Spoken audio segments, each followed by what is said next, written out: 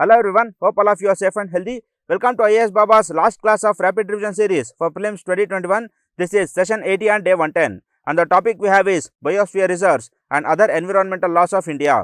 So these are the hot topics we are going to discuss. The first two topics, they go with the guessworks as usual. And then the third one, Gulf of Manar and Sundarbans Biosphere Reserve. Then Nandadevi and Nokrak Biosphere Reserve. And then Kanchenjunga and Pachamari Biosphere Reserve. Then Prevention of Cruelty to Animals Act and Wildlife Protections Act.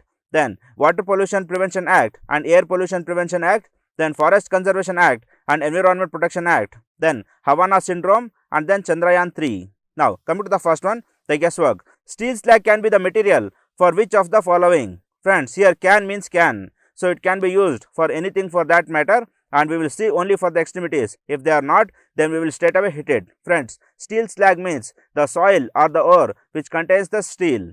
Now, the construction of base road, yes friends, soil can be used and we cannot say that the steel slag will not be present in the roads. Then, improvement of agricultural soil, yes friends, this will be containing minerals and it can improve. Then, production of cements, yes friends, even in the production of cements, the steel slag can be found. So, by seeing this can, we straight away hit D as the option. Then, come to next one. Which of the following are the most likely places to find the musk deer in its natural habitat? Friends, musk deer means kasturi.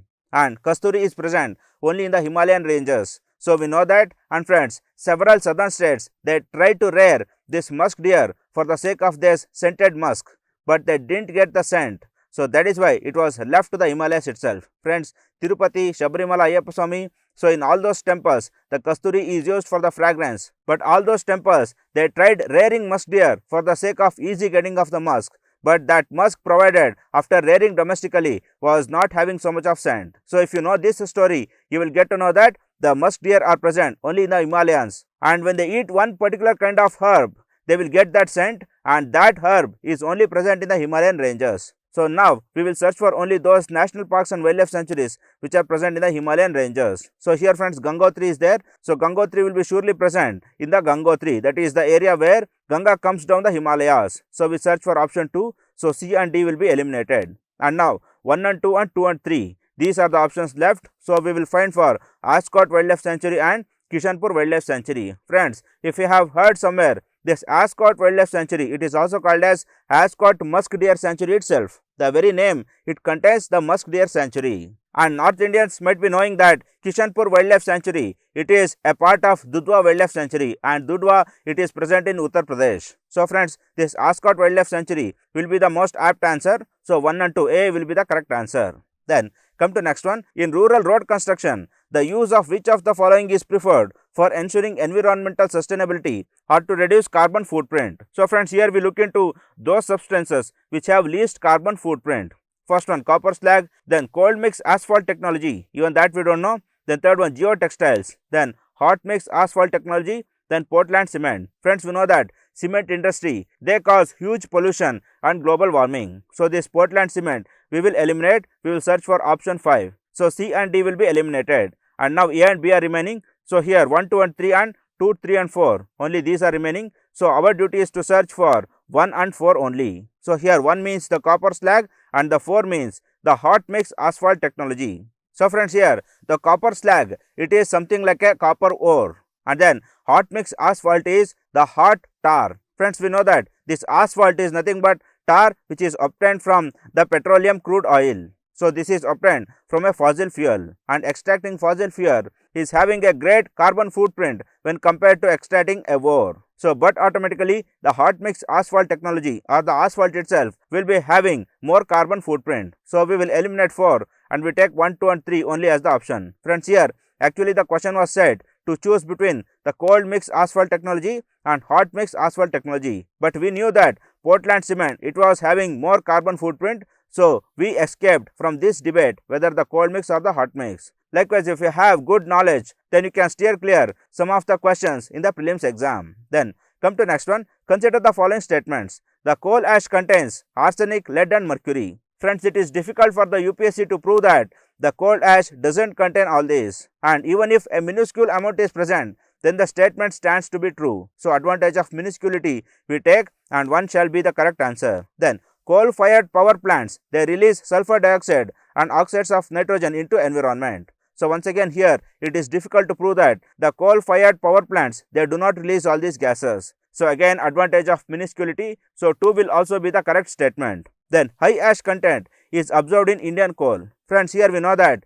even though we have abundant coal, but we import most of the coal because we have high ash content and productivity of our coal is less. So again 3 is also correct statement. So 1, 2 and 3 all are correct and D is the answer. Then come to next one. What is the use of biochar in the farming? Friends, biochar means when you burn the wood, we will get the char. So that is the wooden char. So that is what is being discussed here. Now the biochar can be used as a part of growing medium in vertical farming. So here can is a full toss ball given. So 1 stands to be correct. Then when biochar is a part of growing medium, it promotes the growth of nitrogen fixing microorganisms. So friends, this biochar is used by the farmers to mix with the soil. Friends, this biochar, they will be having the nutrients in the dissolvable format. So that can grow any kind of microorganisms, not only the nitrogen fixing microorganisms. So once again 2 can be the correct answer, and here promotes is also a moderate word and it is difficult to prove that it will not promote, but one or the other way it can promote. So likewise we take statement 2 as the correct statement. Then when biochar is a part of growing medium, it enables growing medium to retain water for longer time. So friends, here enables is also a moderate word and it is difficult to prove that it will not enable, and it is easy to prove that it will enable in one or the other way. So once again this can, promote, enable, so all these are full toss balls given by UPSC. So but obvious D will be the correct answer. Friends, now we have finished guessing all the 100 questions of the 2020 prelims paper, and now we will evaluate our guessing strategy. Now coming to those questions which were very difficult to hit the guesswork. Friends, Rakma Bai case, some of you had doubted this answer, so I keep it as a difficult one. Then indigo plantation, so even that was bit subjective. Then Amar Simhas, Amar Kosha, then Panini Ashtadhyayi, even that you will hit only if you know that the Navaratnas of Chandragupta Vikramaditya. So even that can be taken as doubtful. Then artificial intelligence, so that short stories and the meaningful short stories, some of you had doubted, so I have taken that.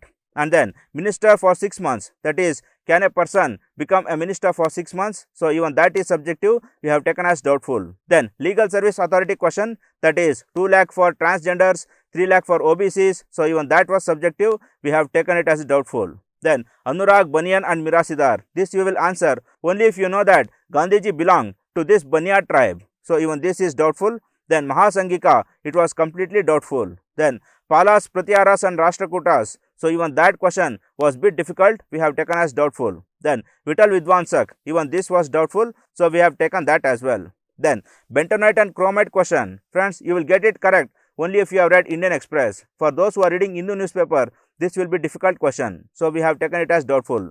Then Central Groundwater Authority, it is difficult to prove that the CGWA, it comes from Environment Protection Act only, so even that we have taken. Then Nagarjuna Sagar Srisailam Tiger Reserve, even that is taken as doubtful. Then Ghantasala and Kadura ports, even that has taken doubtful because it is difficult to read that huge book of Satish Chandra 11th NCERT. Then the countries in G20, even that is taken as doubtful. Then Mekong and Volga rivers and the seas in which they merge, that is also dependent on a bit luck. Then non-financial debt, it was subjective, even that was taken. Then TRIMS is also very difficult to read, even that is taken as doubtful. Then cyber insurance question, even that is taken as doubtful because it is difficult to hit the guesswork there. Then Nagarhole Papikonda, that you will hit only if you are thorough in Telugu and Kannada, so even that is taken. Then Barasinga and Kanna Tiger Reserve, even that is taken. Then Ceylon Frogmouth, even that is taken because some of you might have missed the newspapers. Then Ascot Wildlife Sanctuary, so that is also taken. So here friends, totally 23 questions are bit doubtful and remaining 77 questions, they are most probably correct. So there are 95% of chances of these 77 questions going correct.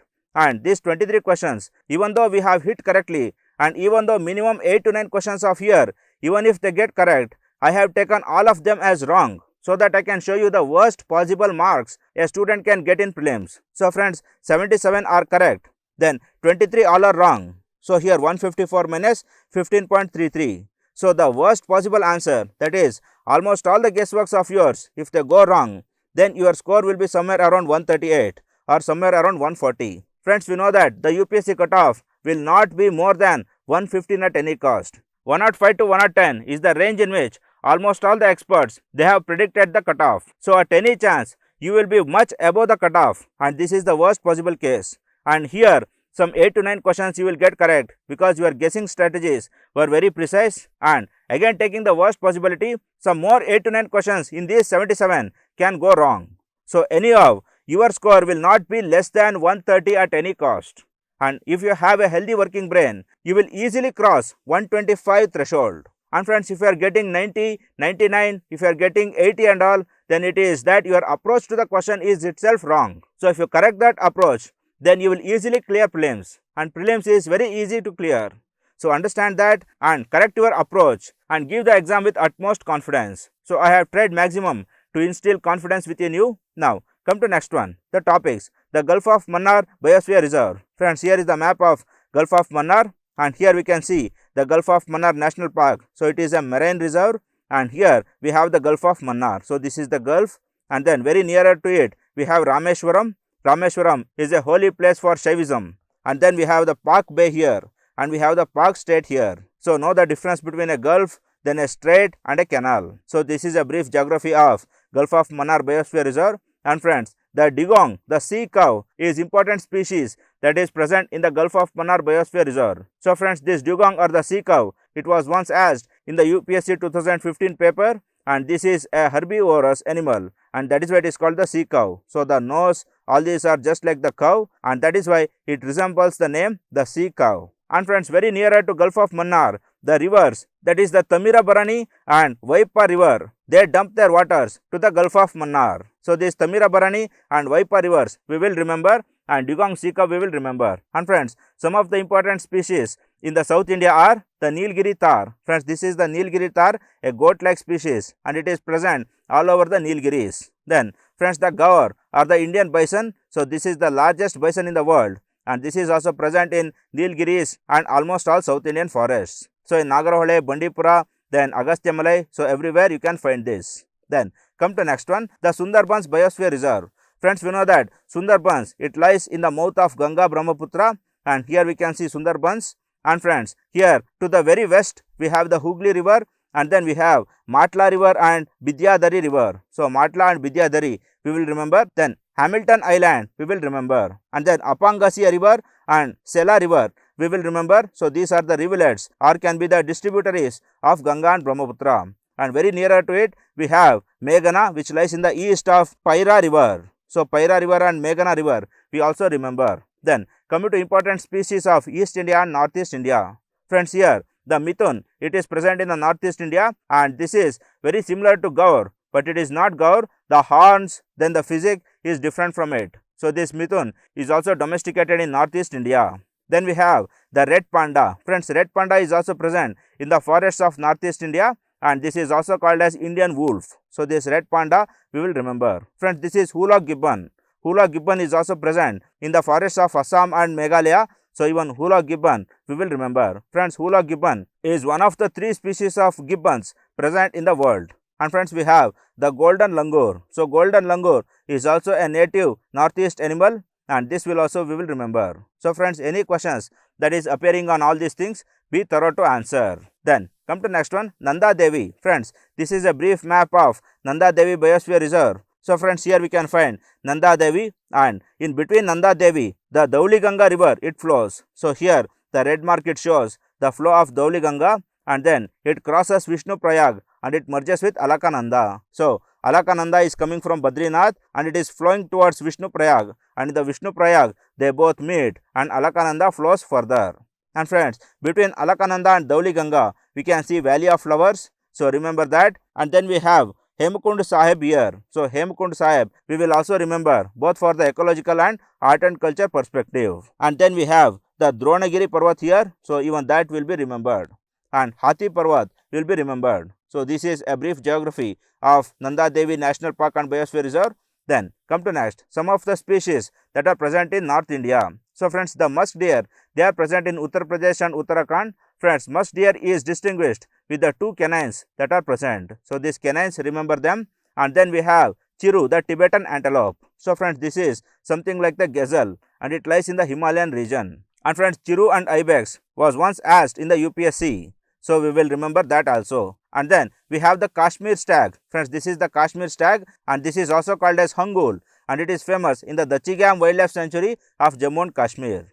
And friends, this is the blue bull or the Nilgai. Friends, this is abundant in the Bihar UP region. Friends, this Nilgai was once declared as the vermin. That is, due to abundancy, there was a permission given to shoot out or hunt this animal. So for that purpose, this Nilgai will become important. And friends, this is Baral or the blue sheep. Friends, these are also present in Himalayan region and blue sheep or Baral we will remember. Along with that friends, the Pashmina goat and the Pashmina shawls will also be remembered. So these are some of the animals which are present in the Himalayan and Tibetan region. So whenever questions are asked, be ready to answer. Then the Nokrek Biosphere Reserve. Friends, we know that Nokrek Biosphere Reserve, it lies in Meghalaya and here is a brief geography. Friends, this is the boundary of Meghalaya and Brahmaputra river, it flows to the east of Meghalaya and it merges Bay of Bengal here. Then within Meghalaya we have the Garo Hills and Nokrek National Park, it lies very nearer to the Garo Hills. And then we have the Balfakram National Park very nearer, that is to the east of Nokrek, so that we will remember. And friends, we have Cherrapunji and Mosimram to the east of Balfakram, so even that is worth remembering. And friends, to the north we have the Tain Maudam forest and Umsa forest. So this Tain Maudam forest and Umsa forest we will remember. So this is a brief geography of Nokrek Biosphere Reserve. Then come to next, the species. Friends, here we can see the brow antler deers. Friends, these brow antler deers, they are endemic to Cable Lamjawo National Park, that is the Loktak Lake of Manipur. And friends, these are distinguished with these brow-like antlers. So here the antlers, they grow both ways, that is the front ways and back ways. So these brow antlers, so these are the distinguished features of this brow antler deer. And then come to next one, the grey hornbill. Friends, the grey hornbill is a bird present extensively in South India and Northeast India. And Kerala and Arunachal Pradesh, they have the state bird as this grey hornbill. So this grey hornbill we will remember. And friends, even today, the Northeast Indian festival, it is also celebrated as the Hornbill Festival. And friends, this is called the Tragopan. Friends, this is a peahen or a peacock-like animal and this is having a crown over its head. So just like the peacock, it is also having the crown and this is the state bird of Nagaland. So this is also worth remembering. So these are some of the important animals and birds that are present in the Northeast India. Then come to next one, Kanchenjunga Biosphere Reserve. Friends, Kanchenjunga is present in Sikkim and here we can see the Sikkim state and this is the Nepal and this is Bhutan. And Kanchenjunga is present here and then to the south of Kanchenjunga we have Singalila National Park. Friends, Singalila it lies below Sikkim and not in the Sikkim, that is in the West Bengal it lies. And then we have Neora Valley National Park, this also lies in West Bengal and it doesn't lie in the Sikkim state. So this Singalila, Neora Valley and Kanchenjunga we will remember. So we have the Gangtok here, the capital city of Sikkim. Then come to next one, Pachamari Biosphere Reserve. Friends, Pachamari lies near the Vindhya Satpura ranges and here we can see the Satpura Tiger Reserve. Friends, the Satpura Tiger Reserve is very nearer to Tawai Reservoir. Friends, Tawai Reservoir is a dam constructed to Tawai River which is a tributary of Narmada. So here this is the Tawai River and Narmada flows to the north of Satpura and Pachamari and it flows all the way from Amarkantak. So here we can see it flowing from Amarkantak and very nearer to Narmada River we can see the Kanna Tiger Reserve here and we can see the Nainpur Forest Range here. And then to the south we have the Pench National Park and Chindwara is here. So Chindwara is a famous place that is also worth remembering. So this Narmada River flowing here, then Satpura Tiger Reserve, then Pachmarhi, then Chindwara, then Pench, then Kanha. So all these are worth remembering. So this is a brief geography of Pachmarhi Reserve. Then come to next, the Prevention of Cruelty to Animals Act. Friends, some of the features are the Animal Welfare Board of India was established in 1962 under the section 4 of the Act. So this AWBI, it is under Prevention of Cruelty to Animals Act, not under Wildlife Protection Act. So that fact is worth remembering. Then this act provides for punishment for causing unnecessary cruelty and suffering to the animals. Yes, but obvious, the law itself says so. Then the act defines animals and different forms of animals, and then it also discusses different forms of cruelty and exceptions and killing of a suffering animal. So it also provides for euthanasia for a suffering animal. Then it provides the guidelines relating to experimentation of animals for scientific purposes. So even the experimentation clinical trials are also involved under this Prevention of Cruelty to Animals Act. Then the act enshrines the provisions relating to the exhibition of performing animals. So the animals performing in circuses are also involved in this act. Then this act provides for limitation period of 3 months beyond which no prosecution shall lie for any offences under this act. So it says that any prosecution under this act, it has to undergo within the 3 months. So this 3 months period is worth remembering. Then Prevention of Cruelty to Animals Act, Care and Maintenance Case Property Animals Rules. So prevention of cruelty to animals rules are also being provided under this act, and these rules allow a magistrate to forfeit the cattle of an owner facing the trial under the act. So the cattle animals, they have to be forfeited and seized by the magistrate. Then the animals are then sent to infirmaries or animal shelter houses, and then the authorities can further give such animals for adoption. So these are the procedures for an animal which is caught from cruelty. So this is all about Prevention of Cruelty to Animals Act. Then come to next, Wildlife Protection Act. Friends, the act provides for formation of wildlife advisory boards and then wildlife wardens, and then it specifies their powers and duties. So here the wildlife wardens and the wildlife advisory board, so these two are present under the Wildlife Protection Act. Then it helped India become a party in the CITES, that is the Convention on International Trade in Endangered Wildlife Species. So friends, one logic is that this Wildlife Protection Act, it is mostly concerned with the wild animals, and prevention of cruelty is mostly concerned with those animals either domesticated or which is in contact with the humans. So that logic if you understand, then you can hit a guesswork if the confusing options are being asked. Then for the first time, a comprehensive list of endangered wildlife of the country was prepared under this act. So but obvious, the Wildlife Protection Act, it also complies with the IUCN also. Then the act prohibited the hunting of endangered species. So yes, it provides various schedules, and under those schedules the hunting is prohibited. Then the scheduled animals are prohibited from being traded as per the act's provision. So not only from hunting, even from trading they are prohibited. Then the act provides for licenses for the sale, transfer and possession of some wildlife species. Then its provisions paved the way for formation of Central Zoo Authority. So friends, the wildlife advisory boards, then wildlife wardens, then Central Zoo Authority, so all these are worth remembering. Then the National Board for Wildlife was constituted under the act, and it is chaired by the Prime Minister. So friends, this is one of the important bodies, that is the National Board of Wildlife. This decides what should be a national park, wildlife sanctuary, etc. And this is powerful because it is being headed by Prime Minister. Then the act also provides for establishment of the National Tiger Conservation Authority. So this NTCA is also worth remembering. So here friends, the Wildlife Protection Act means the Wildlife Advisory Board, then Wildlife Wardens, then Central Zoo Authority, then National Board for Wildlife and National Tiger Conservation Authority. So all these you remember, revise and move on. Then come to next one, the protected areas under the Wildlife Protection Act, that is the wildlife sanctuaries, national parks, then conservation reserves, community reserves, tiger reserves. So all these are demarcated and they are conserved under this act only. So we also spoke who will give permission for a wildlife sanctuary, who will give permission for a national park, etc. Friends, one of you had asked the doubt that can the state recognize a national park? Yes friends, the state will only recognize the national park, but the approval will be given by the central government. So that fact you remember, and we will move to the schedules. Friends, Schedule 1 of the Wildlife Protection Act, it covers endangered species. So here the most stringent norms are being set for hunting and trading of these animals. Some of the examples are tiger, black buck and others. Then Schedule 2, so these are not so endangered and it cannot be hunted except under the threat to human life. So if there is any threat to human life, then Schedule 2 animals can be hunted. So Schedule 1 animals cannot be hunted at all. And then examples for Schedule 2, the Kohinoor insect, then Assamese macaque, then Bengal Hanuman langur. Then Schedule 3 and Schedule 4. Friends, these are not so endangered and this includes protected species, but the penalty for any violation is less compared to the first two schedules. And examples in Schedule 3 and Schedule 4 are hyena, Himalayan rat, then porcupine, then flying fox, then Malabar tree toad, etc.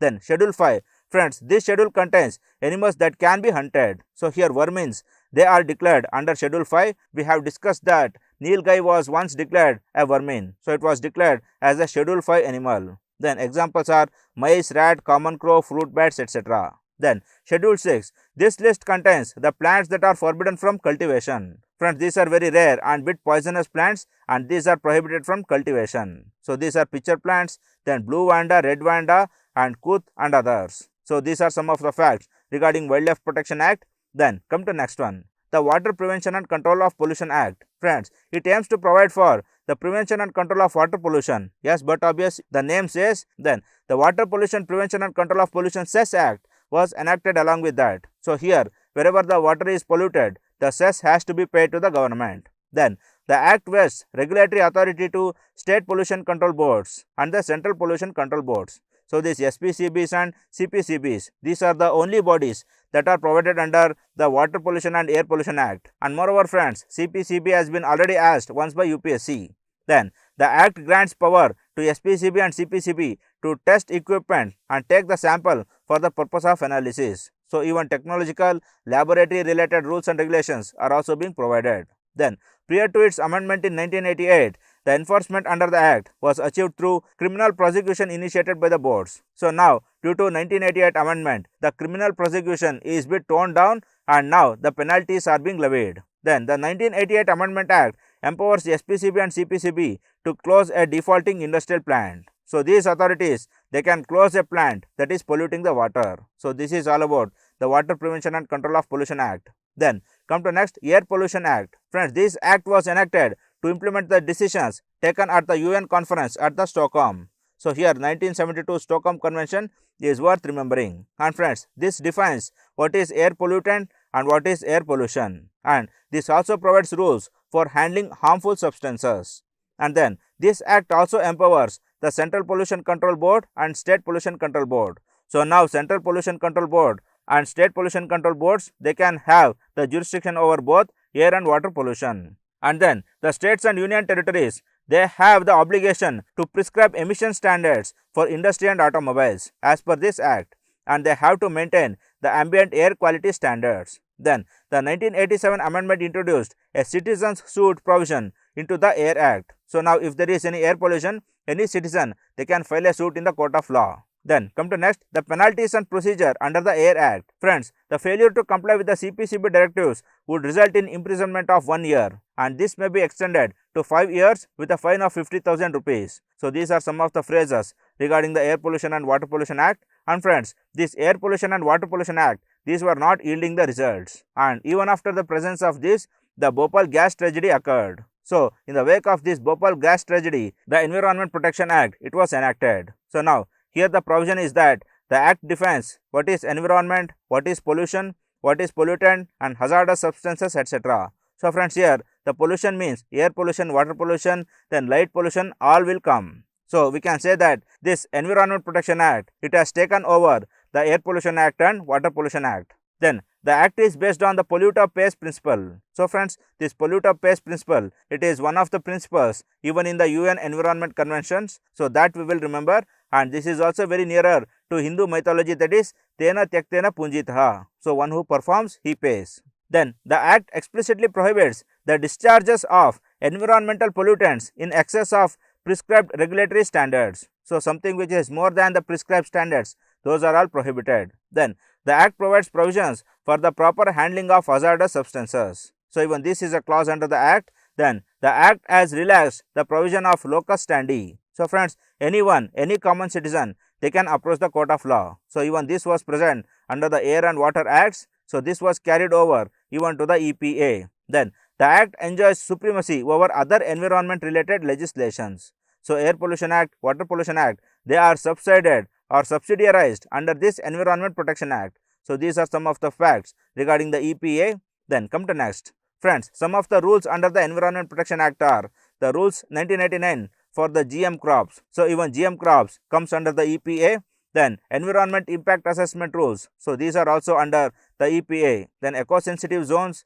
Then the coastal regulatory zones based on the Shailesh Nayak committee. So here CRZ rules and the Shailesh Nayak committee is worth remembering. Then Central Groundwater Authority is also under Environment Protection Act. Then ozone depletion rules is also under EPA. Then National Ganga River Basin Authority rules, this is also under EPA. So these rules you will remember and you can use it for hitting the guessworks. Then come to next one, the Forest Conservation Act. Friends, this was enacted to consolidate the laws related to forests, and forest officers and their staff administer the Forest Act. So forest officers and Ministry of Forest, they are crucial here. Then the Forest Conservation Act 1980 stipulated that central permission is necessary to practice sustainable agroforestry in forest areas. So inside the forest areas, if you are practicing agroforestry, even then permission has to be taken up. But however, if you are taking up this in your domestic land, then no permission is required. Then an advisory committee constituted under the Act advises the Centre on these approvals. So Forestry Advisory Committee